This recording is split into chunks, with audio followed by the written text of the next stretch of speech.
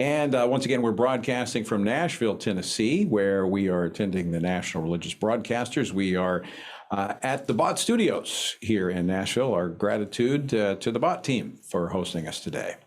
On Tuesday, Florida lawmakers gave final approval to the parental rights bill it's actually entitled the Parental Rights in Education bill that critics have nicknamed the Don't Say Gay bill, though it is really about keeping parents in the loop and making sure teachers, especially in elementary school, are having age-appropriate discussions about human sexuality. Well, shortly after Florida Senate passed HB 1557, U.S. Secretary of Education Miguel Cardona issued a statement calling the legislation, quote, a hateful bill that will hurt students. White House Press Secretary Jen Psaki yesterday also made allegations against the bill, calling it horrific, among other words. A bill like this, a bill that would discriminate against families, against kids, put these kids in a position of not getting the support they need at a time where that's exactly what they need, is discriminatory. It's a form of bullying.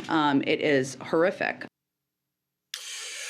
Well, joining me now to talk about this and much more is someone who has spent much of his life helping kids, including his many years in pediatric neurosurgery, Dr. Ben Carson. Dr. Carson, welcome back to Washington Watch. Thank you, Tony. It's always good to be with you. Now, I don't really even know where to start with this. I mean, we have a country where inflation is going through the roof. Gas prices are at historic levels. Eastern Europe is moving toward World War III.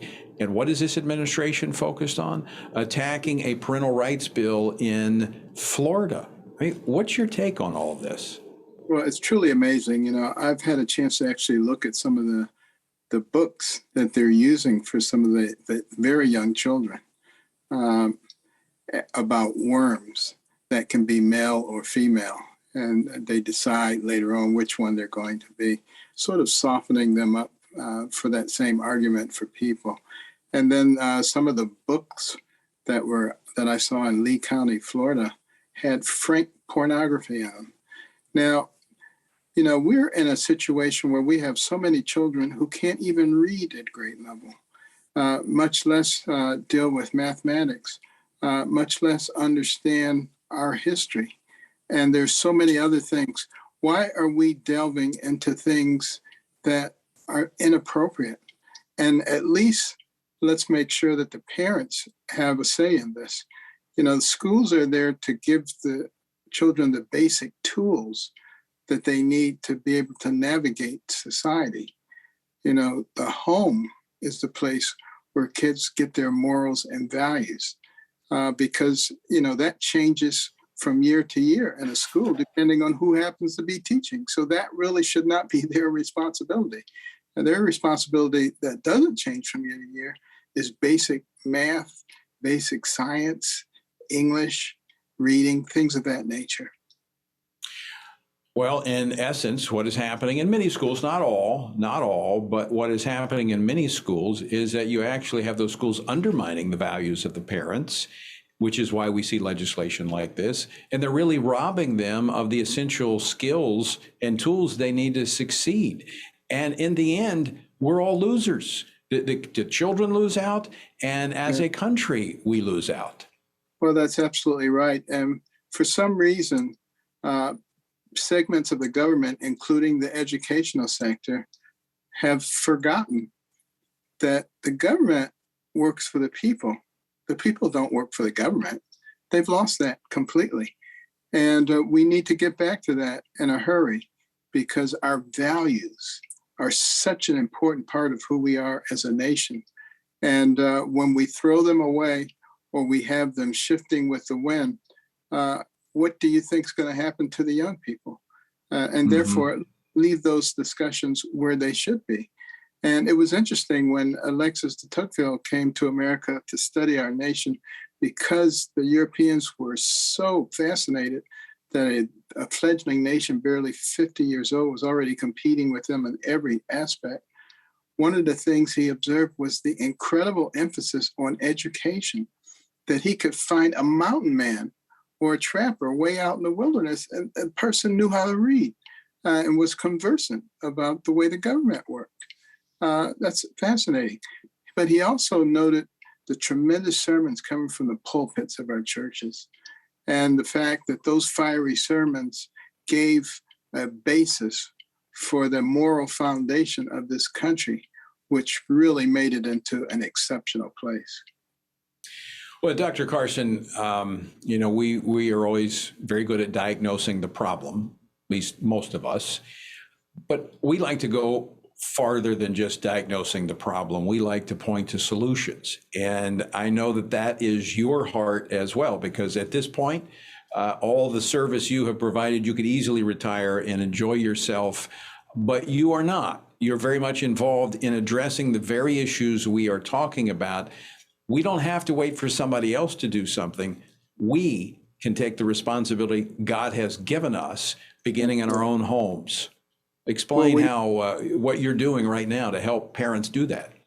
We must do that. And with our American Cornerstone Institute, we have the Little Patriots program, which provides books, which help our children understand the foundational principles of our nation: faith, community, liberty, and life, but also teaching them about the real history of our country. At littlepatriotslearning.com, absolutely 100% free, you can find out about the history of this country, warts and all, but in a way that puts things into appropriate perspective, and a lot of learning tools, because we want to make sure that our children are capable of reading at the grade level by the time they reach third grade. That's the dichotomy. Up until grade 3, children learn to read. From grade 3 on, children read to learn. And that makes a tremendous difference in terms of what happens in their future, particularly graduation from high school and success later on in life. And again, that begins in the home. And so parents, grandparents, look, we can curse the darkness, or we can shine a little light on the problem. And I always encourage, hitting the light switch. Let's bring some light to this and take that responsibility. Dr. Carson, I want to switch gears just a little bit to another topic related, but the $1.5 trillion bill, I think it was, that was passed yesterday, with hardly any time to read it. It included a reauthorization of the Violence Against Women's Act, but it modified it. Now, this is something we've talked about in the program a lot, but I know it's something you've actually, as the Secretary of HUD, you actually spoke out about this. You were grilled as you appeared before Congress on this, because what now is being authorized under this recrafted policy is that men who say that they're women can stay in these shelters for battered women, which actually, how is that supposed to work out? Well, it really doesn't work out, as I try to explain to some people who are radical and intolerant of views that differ from theirs. But the fact of the matter is, we are a nation composed of many people with different beliefs, and the my way or the highway doctrine doesn't work very well in a situation like that. We should be looking for solutions that work for everybody, and recognize that the women in those shelters, I had so many letters and even visits from women from around the country who were just adamantly against allowing biological men to come into their shelter. In many cases, people go to women's shelters because they've been battered by men. The last thing they want to see is a man coming in there, even if he claims to be a woman. And what some of the successful shelters that I've seen actually had a section for transgenders. Now that kind of makes sense. Let's not compromise the rights of one group so that you can elevate the rights of another. And that but that's not, but sorry to cut you off there, Dr. Carson, but that's not acceptable to the left. They don't No. want those accommodations. They want to force others to be uncomfortable as they push their agenda. And that's the intolerance of the left. They want to force things upon people. And think about the logical conclusion of that. Mandates for everything. If you don't do what we want you to do, we're going to punish you. We're going to make it impossible for you to buy and sell, and on it goes. And we need to be very careful about those things. They're threatening the liberty of our nation. Why not just be considerate of other people? Why not just sit down together and hammer out solutions that work for everybody? Why adopt the my way or the highway philosophy, and I'm going to punish you if you don't do it my way? That is so un-American. And we, the people, must recognize it, and we must fight against it. Because if you don't, if you say it doesn't affect me, maybe not today, but it will tomorrow. Yeah, earlier I had Dennis Prager on the program. We were talking about this very thing because we were today. I moderated a panel which Dennis was on here at the National Religious Broadcasters, and historically the left, going back to Lenin, they do not tolerate dissent. And you're absolutely right. It is un-American. It is incompatible with our constitutional republic, where we reach consensus by having discussion, debate, and dialogue.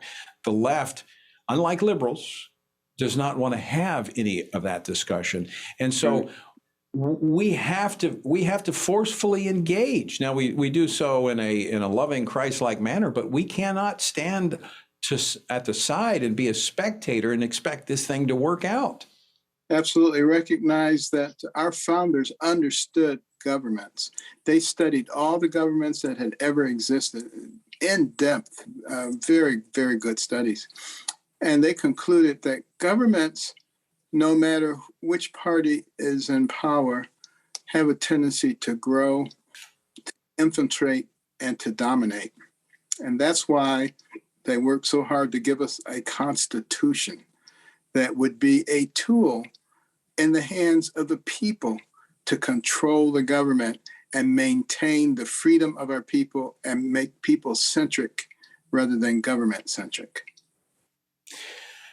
Dr. Carson, I know you're in touch with a lot of folks. You're still traveling the country. You're working on many different projects to help people engage appropriately in this constitutional republic. Let me ask you this as a way to kind of, as we wrap up, to leave our folks on an encouraging note, is what do you see happening across America with this backdrop of a lot of bad things? We're concerned about what's happening in Ukraine. We look at what's happening to our economy. We look at all the bad policy steps of this administration that's reversed the gains of the previous administration. But what gives you hope? What do you see out there that encourages you right now? Well, if you read the scriptures, you know that we devolve. Things get worse. All these things that are going on today are predicted in the Bible. But here's the wonderful thing. We have a Savior who understands the imperfections of man and has made provisions for us.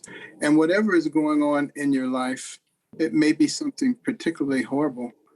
Just remember, against the backdrop of eternity, it's only a flash in the pan. And we know how things ultimately end, and we know who is ultimately in charge.